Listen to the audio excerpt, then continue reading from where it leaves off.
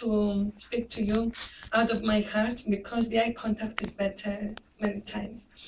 I must say, yes, for those who don't know me, or you don't know me certainly, I am a Cypriot MEP. I have been a member of the Council of Europe. You have made a lot of reference on the Council of Europe for 9 years, and I used to be a national parliamentarian as well. I am proud because next year, 2013, is the European Year of Citizens.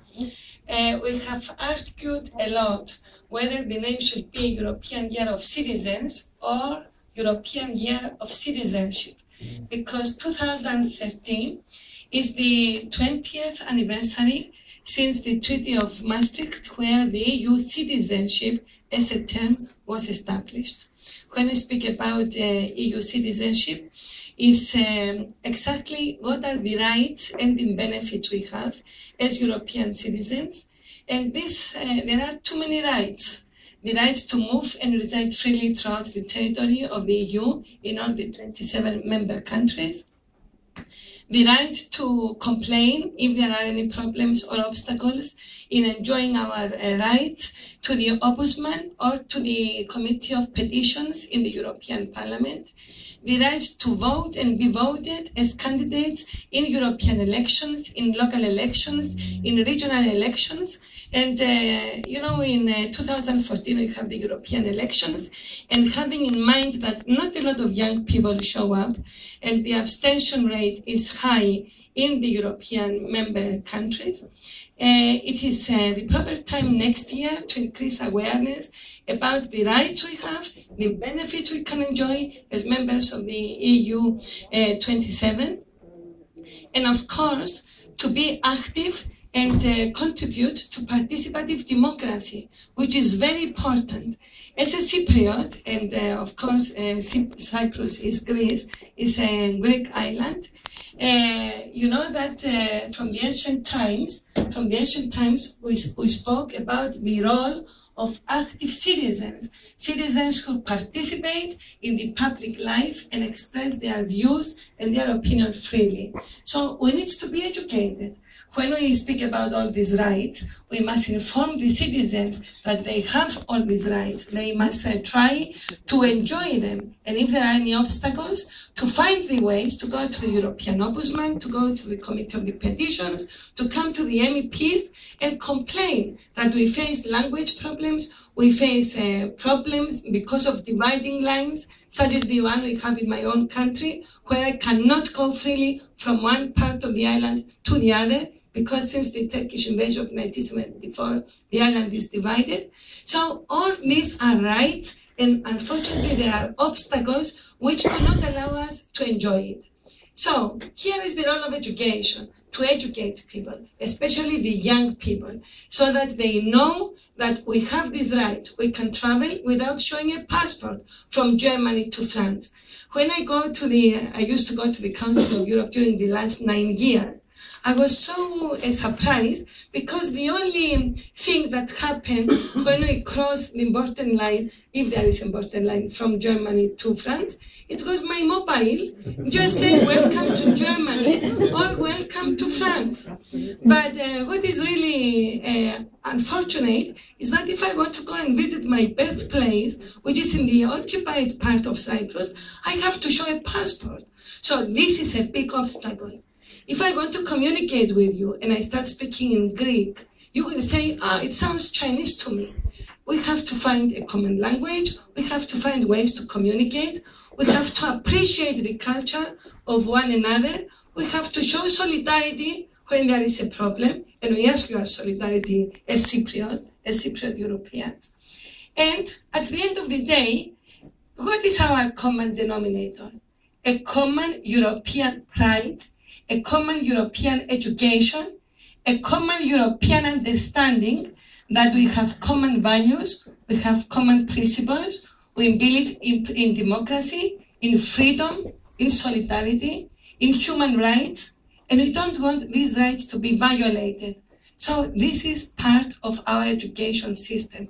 We must start from the elementary school, from the kindergarten, from the secondary schools, from the tertiary education system. The whole system must undergo reforms, because we know that education system is a matter that each individual country decides about. It's the Barcelona, the Bologna Treaty, the Copenhagen, and so on.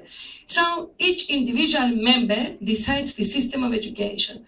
But indeed, we need European schools and European education, because this is the only way to understand that we belong in the same family. We have so many similarities and very few differences. So please allow me to say that I wholeheartedly welcome the launching of the European Citizens Initiative, High Quality European Education for All, which is in full compliance with our vision to empower our common identity. Europe needs to ensure better schools and high levels of education throughout all member states, boosting in particular the European dimension of education in line with our EU 2020 strategy. This initiative also fits nicely with the forthcoming elections, as I have said, for the European Parliament, and the expected initiatives to be undertaken in order to encourage and facilitate substantial and in-depth discussions and actions, focusing mainly on rights, opportunities, and challenges, shaping the present and the future of Europe.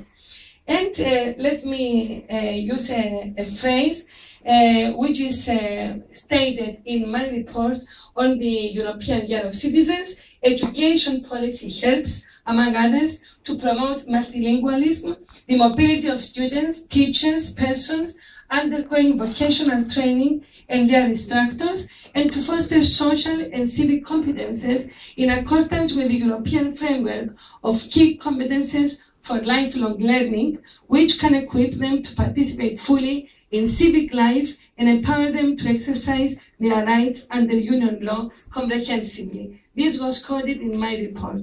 So, to finalize, I will say to all of you, my dear friends, that I really support the philosophy and the main scope of the petition, aiming to high-quality European education for all, at all levels and all forms, strengthen cooperation between member states, teaching and dissemination of languages, because we shouldn't have language as a problem, academic recognition of diplomas and periods of study, cooperation between educational establishments throughout the EU, exchange of information and best practices, and of course experiences of education systems, further encouragement of the Erasmus for All and lifelong learning programs, policy reforms in the fields of education and training, and of course we need European schools for further European integration, encouraging multilingual educational approach, leading to a recognized European baccalaureate,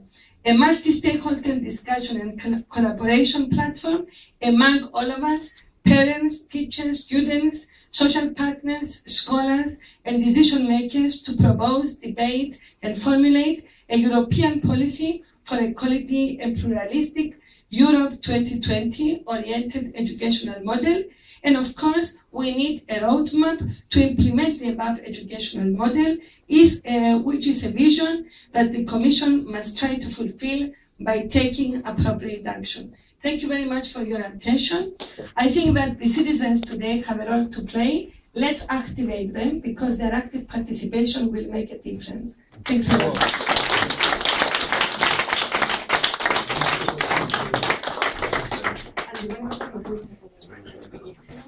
Thank you very much.